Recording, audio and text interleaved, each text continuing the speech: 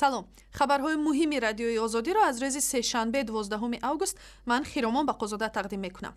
додгоҳи олии тоҷикистон 7 шаҳрванди тоҷикистонро дар қасди бомбгузории корхонаи алюминии Талко айбдор ва ҳамаро аз 18 то 22 сол равонаи зиндон кард.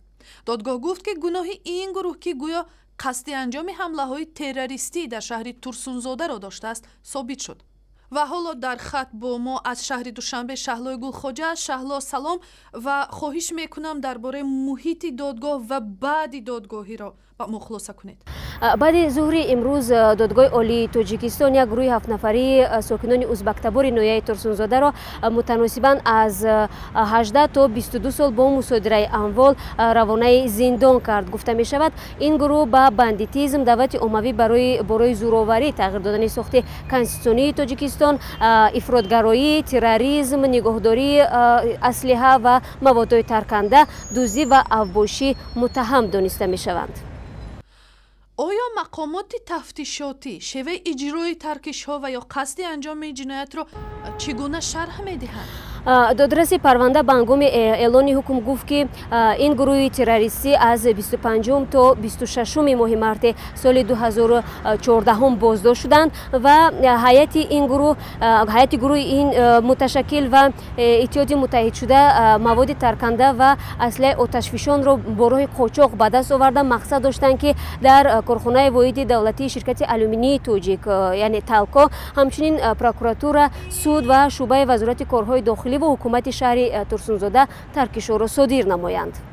то содир шудани ҳукми додгоҳ сару садои зиёде дар заминаи поймол шудани ҳуқуқи айбдоршавандаҳо ва шеваи баргузории таҳқиқот ба гӯш мерасид. оё дар ин замина худи маҳкумшудаҳо ва ё хешу наздиконашон чӣ мегӯянд? бале Хиромон, ин гурӯҳи 7 нафарӣ дар ҳоле барои солҳои тӯлонӣ равонаи зиндон шуда ки пайвандони онҳо мегӯянд наздиконашон ҳеҷ рабте ба ин суиқасдҳо надоранд ва онҳо аслан бегуноҳ ҳастанд.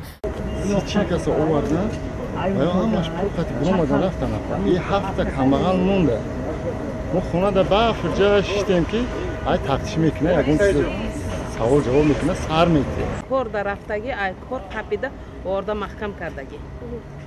Завод ад мекафоним гуфта ҳами болошда мондаги сарш ба зада 11 бор ме 7 бор ме ҳами хел ток ба мондаги.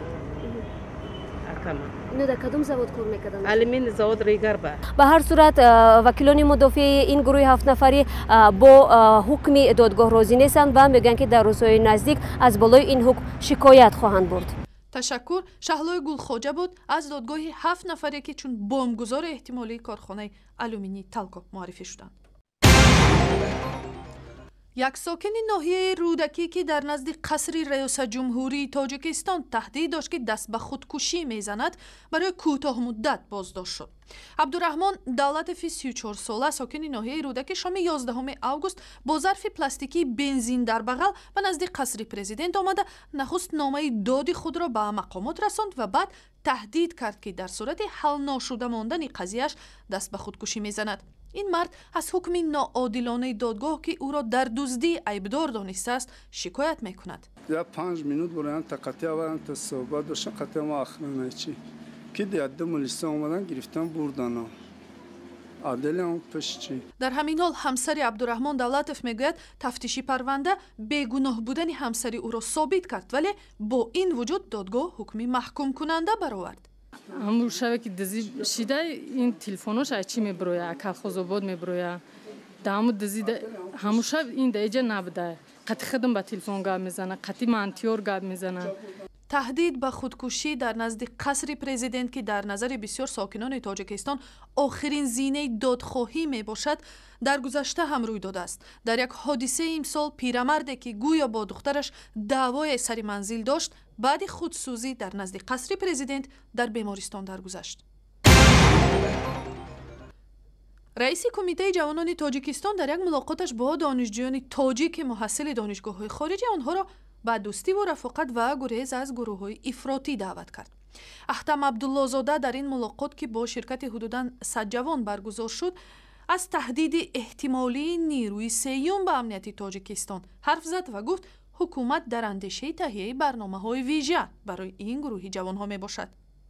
оянда мо ба нақша мегирем дар вақти таҳтили шумо шорабинои мақсаднок ро амалӣ кунем ки шумо ҷавононе ки дар хориҷи кишвар таҳсил мекунед як робитаи ногузастанӣ робитаи мустақимо бо дигари ҷавонони донишҷӯи имрӯз ки дар дохил таҳсил мекунанд дошта бошед. ин дар ҳоле аст ки ҷавонони зиёде ки дар хориҷа таҳсил мекунанд баъди бозгашт ба ватан бо масъалаи бекорӣ рӯбарӯ мешаванд. дар душанбе масъалаи гузариш ба пахши рақамии телевизионҳои осиёи марказӣ баррасӣ шуд. ин нишаст ки бо ташаббуси созмони хома баргузор шуд ба зарурати гузариш ба пахши рақамии барномаҳои телевизион дар тоҷикистони кӯҳманзар таъкид кард. телевизионҳои мустақил бояд ба бастаи иҷтимоии мултиплекси рақамӣ дохил гарданд ва мардум тавонанд ки аз маҳсулоти онҳо аз маводи телевизионии онҳо истифода кунанд. гузариш ба пахши рақамӣ як барномаи ҷаҳониест ки бар асоси нақшаи минтақавии пахши рақамии иттиҳоди байналмилалии робитаи электронӣ роҳандозӣ шудааст. ин созишномаро 119 давлат аз ҷумла тоҷикистон имзо карданд.